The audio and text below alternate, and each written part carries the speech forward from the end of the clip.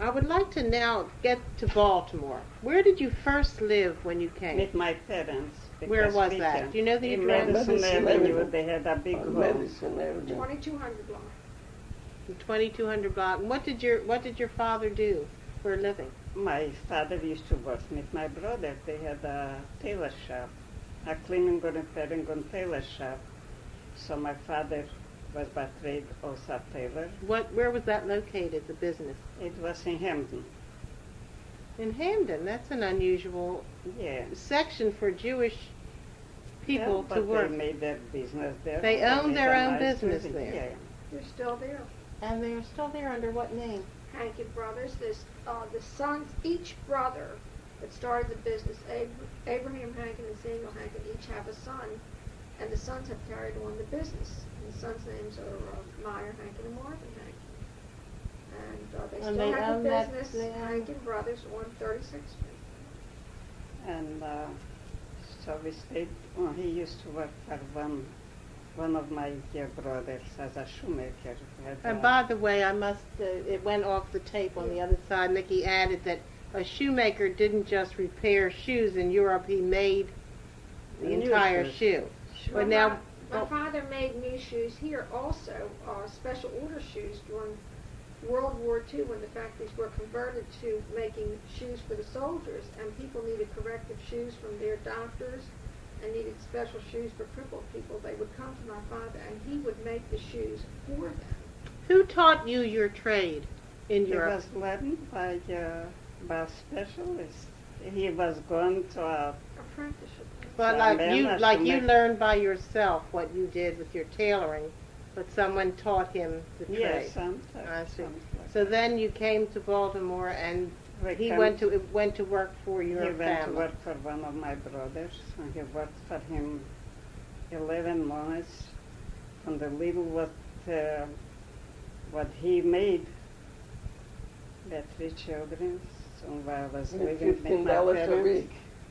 So I saved up $100 for a down payment on a house, and we bought a home about 11 months later. Where? And we bought on Gay Street. And we, North This- Avenue, a block from North Avenue on Gay. It's 1804 North Street. and it was a nice section. My brother was living not so far from us. We bought his machinery. We started on our own. What was life was good then for you? You didn't have a lot of poverty when you first came because the business was established right Not away. Exactly, It but was a we made a struggle. living. But it wasn't a Jewish neighborhood. You know, we had to go to Lombard Street to do our shopping, food shopping. Tell us about the early days of Lombard Street. Describe it to me. Yeah, it was Lombard Street. They had their own business.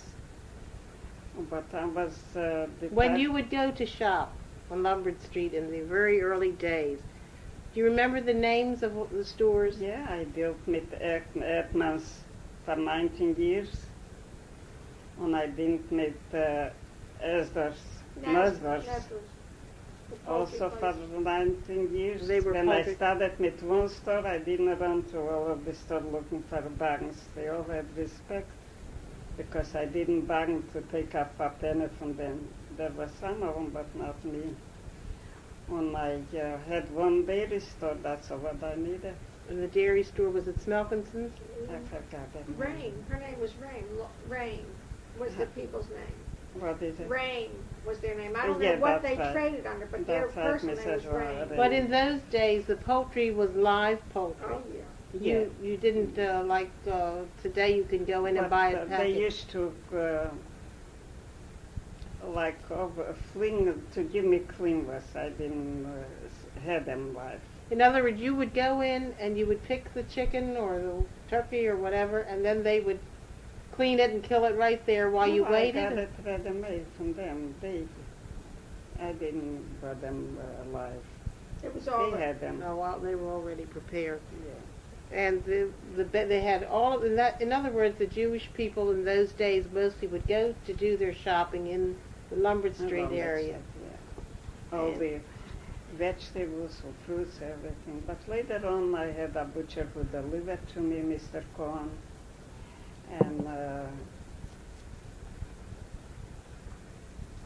and a hog store used to come. It was easier. A grocery store across from our home. Did you belong to a shul? Oh yeah, we Can you belonged to. What was? It's the Ashford We didn't belong to shul, but we used to go to shul. What was the first On shul you? Asquith Street. Was a geruchende Schule, Harry. Like that. Forgot. Do you remember It was the on rabbi's Asquith name? Street. The rabbi of that shul? No, we don't It's the shul that's off We used to of go Old Fort Yom Road Tov. near Old Fort Junior High School now. I can't remember the name of it. Salfers, Rabbi Salfers, Addis. No, I can't think of it now. know. Isn't Yeah, it Sharpen? we used to go. Rabbi Shafrin's shul. What? Now it's on Old Court Road. Yeah. Well, But we lived so far from shul that on Yom Kippur, before my sister and I started the fast, my mother would pack a lunch that we would have to carry, and we used to eat lunch in the Shabbos' house down there because we lived 15 blocks from shul, and we used to walk through the colored neighborhoods and through the very poor white neighborhoods and take all the harassment and everything else walking to and from But there's shul. in the street, Wilson Street. Asquith Street. Asquith. and so, but Mickey, do you remember anything else about those early days? Yeah, I remember a lot about the early days. We lived in a predominantly non-Jewish neighborhood. The Jewish people were the store owners on the corners. This was Gay Street. This was Gay Street. That's where I was born and grew up until I got married. And we did have difficulty with our next door neighbors as far as anti-Semitism was concerned. And we were taunted very often by the kids in the neighborhood, especially on Friday night, and there was wine on the table. Our house was situated that you could see the kitchen from the street. And the kids would used to stand outside and chant, drinking Jesus' blood and things like this. And we had one bad incident where the girl next door to us threw a brick at my sister Rose's head, and it became a court case. And it seems as if when it went into court, the mother was teaching the children to be violently anti-Semitic. And we got along well with all What the was the outcome of that case? The outcome, a young cousin of ours represented my father in court because my mother and father couldn't even speak English well enough to represent themselves. The outcome was that the judge told the woman that if she could not take better care of her children, they would be taken away from her. What you're saying about me? I'll tell you later. But we got along very well with all the neighbors. My mother and father were extremely highly respected in the neighborhood. My father had worked up a business where the people originally came from within the neighborhood, but as they moved away, they still would bring their shoes in from Bel Air, from really far distances. And my mother made all of our clothes for all four girls. And I remember particularly one incident when I was in the second grade, and my teacher sent a note home for my mother to come to school. And I didn't know what it was for, and I was really scared out of my skin. And my mother went to school with me to see the teacher, and the teacher wanted to know where my clothes came from because they were so beautiful and so unusual, down to our underpants. My mother made everything except our shoes and socks. She made our underpants, our slips, and our snowsuits and everything. I don't know where I took the time.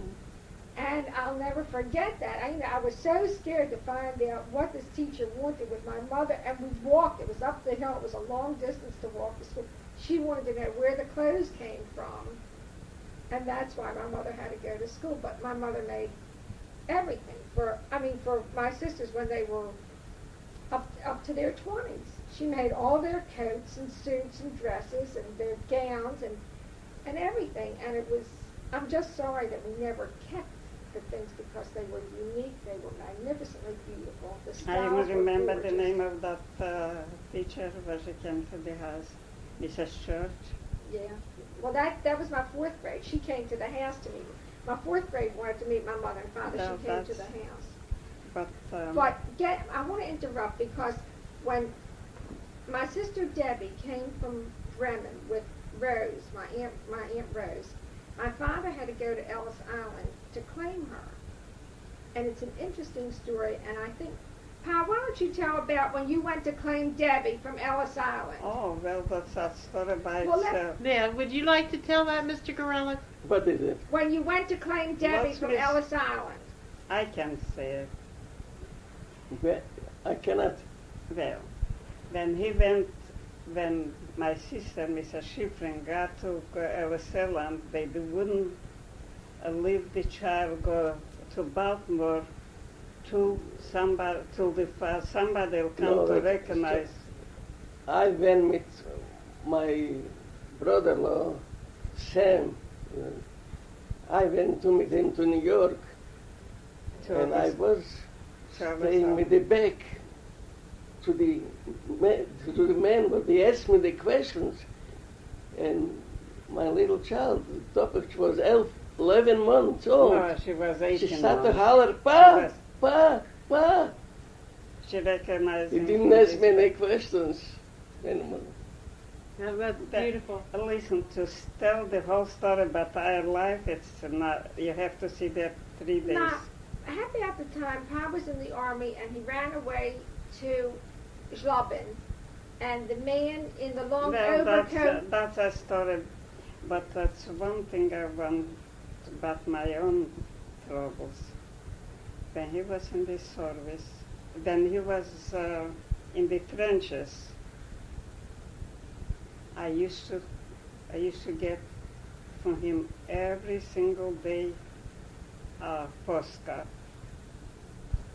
The day I didn't receive any postcard, so I knew it was a fight, or he's got to be killed or taken in as a prisoner. So he had one friend with him in the trenches, but I used to send him, whatever I used to send to him, I used to send to that friend. I wrote right away the day I didn't receive any postcard. I wrote to his friend, and then I wrote to his commander. I used to write at that time in Russia. So, and the Czar's daughter, the youngest one, Tatiana was her name. She was connected with the Red Cross. I wrote to her. I received right away answers in a couple of days. What they searched among the killed ones, it's easy to talk. Plenty nights I cried. And among the wounded one, they didn't find him. It meant that he's captured as a prisoner. It's so much to say. Yeah, you have to see that. Was he able to write to you when he was in Germany? Well, he No. was able to write. We got from him in a couple months, about 6 weeks, we waited to heard from him. But later on, about a year and a half, we were writing to one another, and I used to send them. I sent away over 100 packages, which the packages was limited. It's so many in different kind of boxes, and so many pounds. So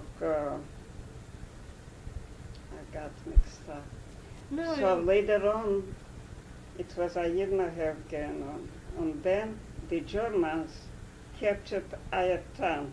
And then we were Well, tell me able when to write when the about Germans captured your town. our town. So, Well, how did things change? well, we changed a little stronger. You know, we couldn't. We didn't have too much troubles from Did you them. have a curfew? Did they put a curfew on? Did the Germans put a curfew on? Did they restrict you in any other way other They used than to stay writing? in private homes. They took, like, we had a forest, I don't know how to,